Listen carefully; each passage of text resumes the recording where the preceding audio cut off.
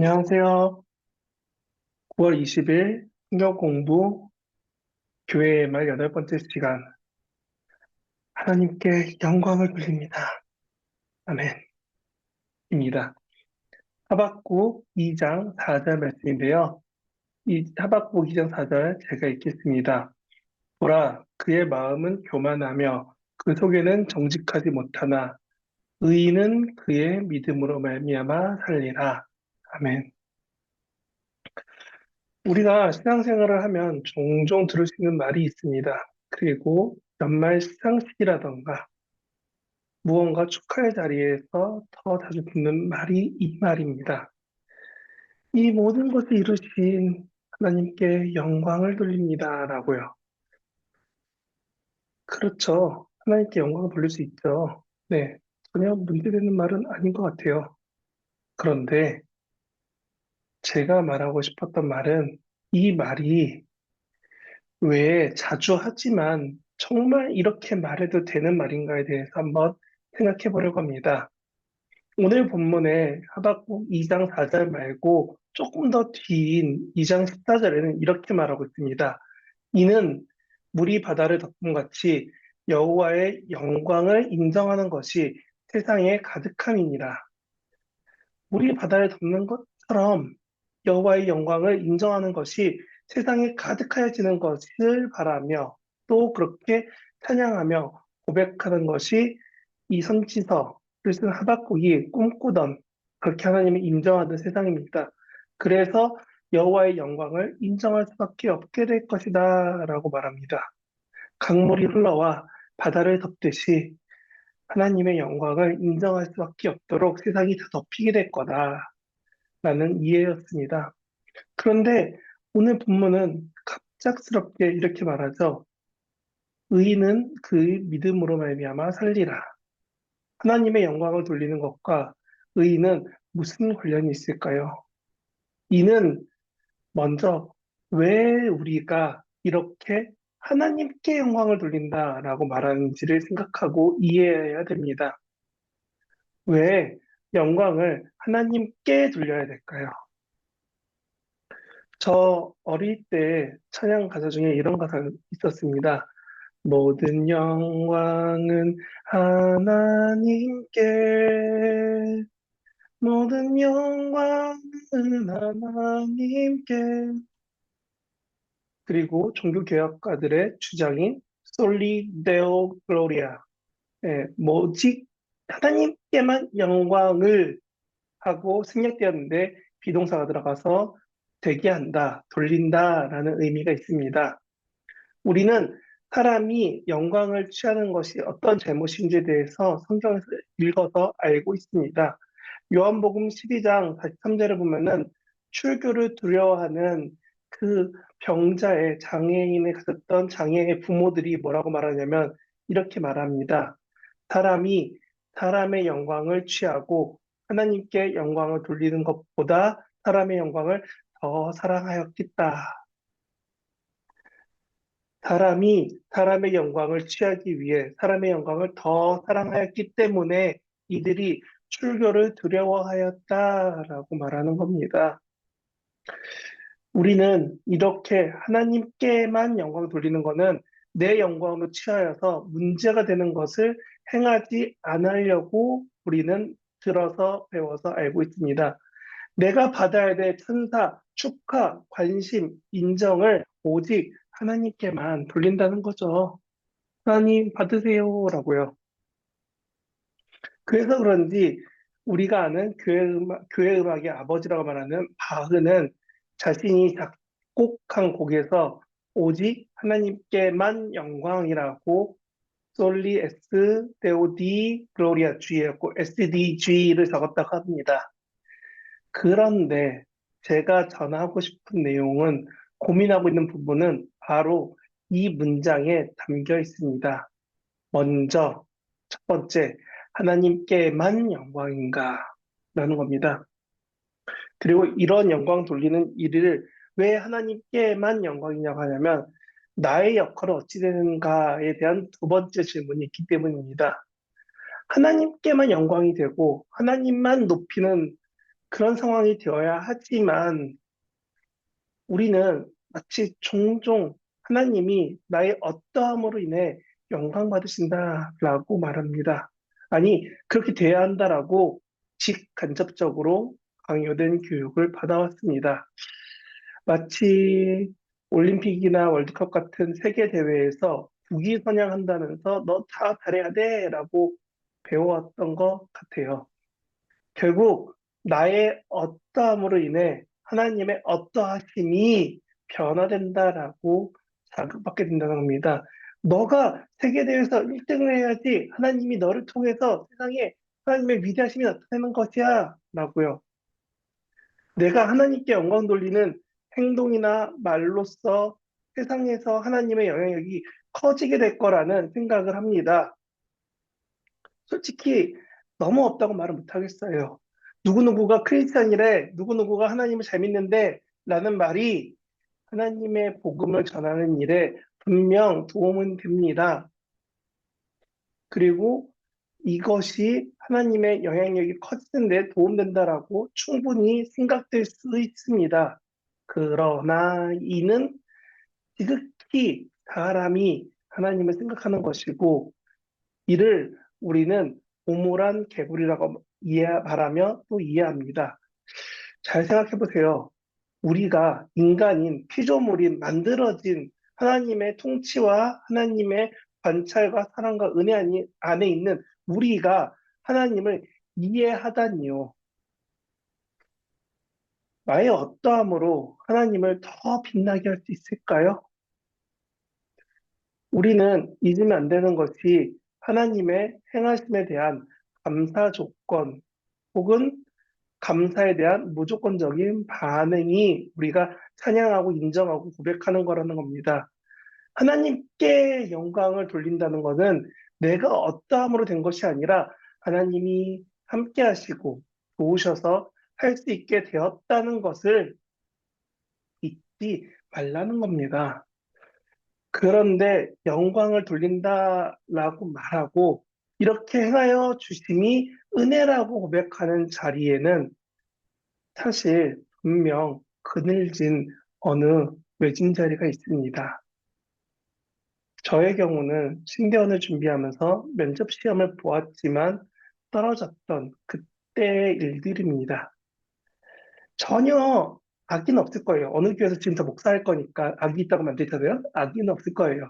하지만 같이 입시 공부를 하던 몇몇 분들이 하나님께 감사하다며 카페나 여러 가지 SNS에서 글로 쓰거나 혹은 그들이 다른 같이 공부하셨던 분들과 말로써 이야기하는 걸 듣게 되면은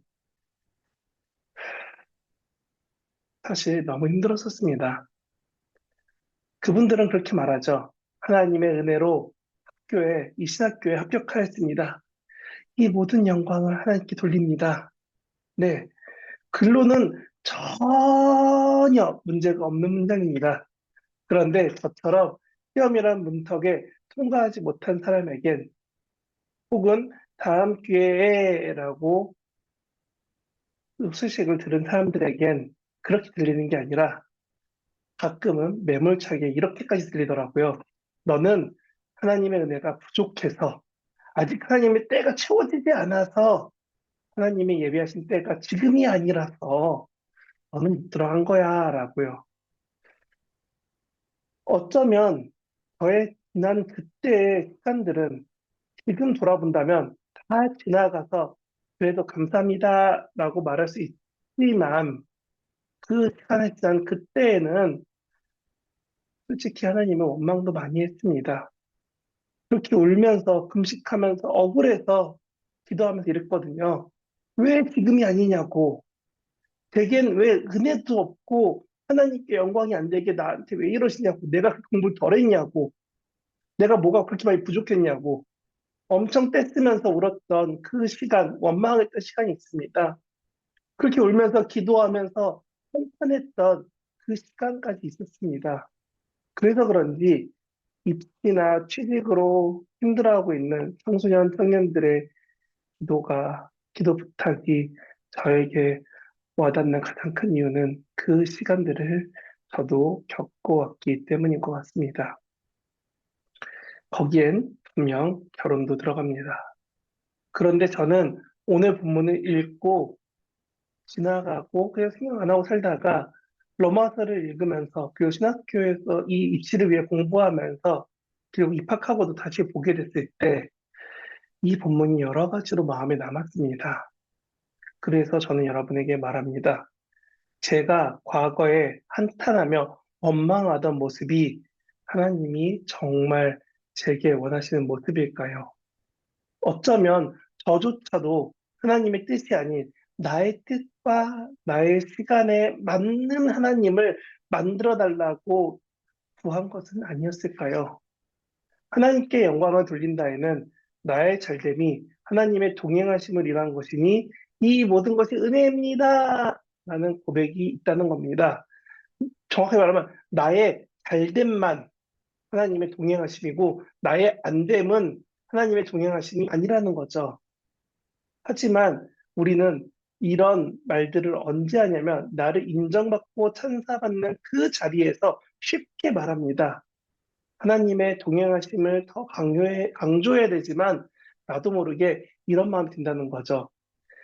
나 정도의 신앙이 되니 이 정도의 찬사를 받고도 하나님께 영광을 돌릴 수 있는 거야. 그러니 하나님은 나로 인해 영광 받으신다. 라고 생각합니다.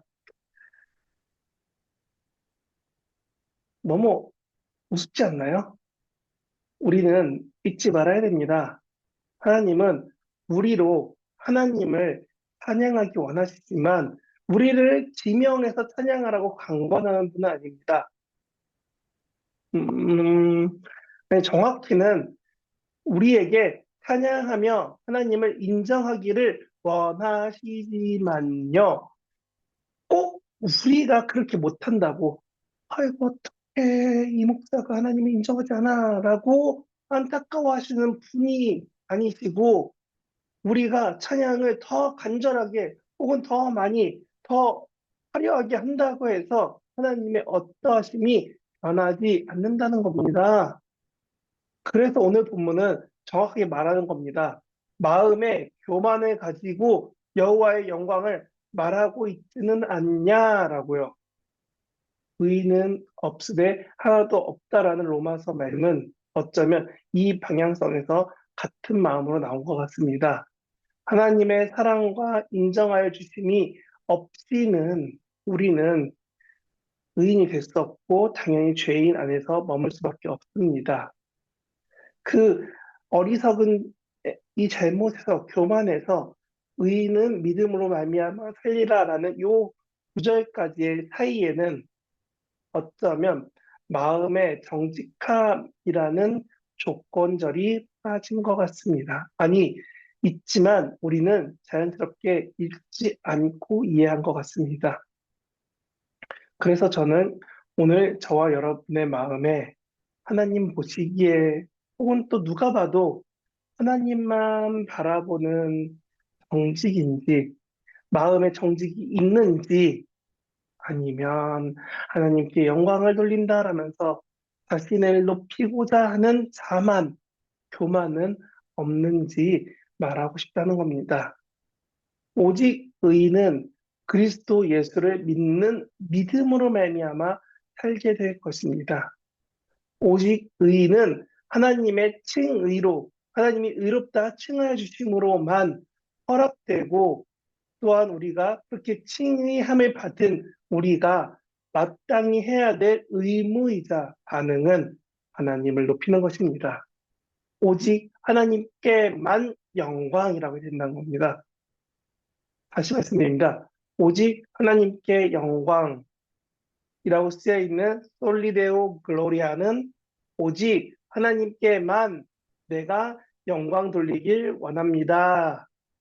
내가 하는 것이 아니라 하나님이 함께 해주셨기 때문입니다.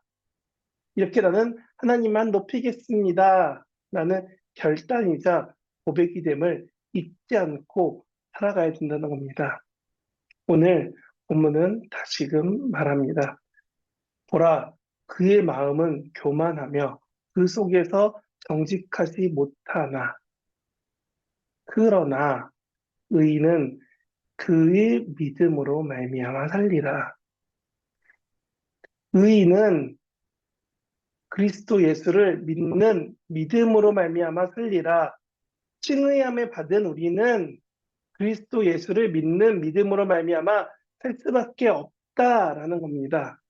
여러분, 오늘 이 고백을 생각하며 우리의 삶에서 영광 받으실 하나님, 내가 어찌함이 아닌 하나님으로 인해 내가 살아가고 있음을 고백하며 하나님께만 영광 돌리며 하나님을 인정하며 살아가는 저와 여러분이 되시길 진심으로 바랍니다.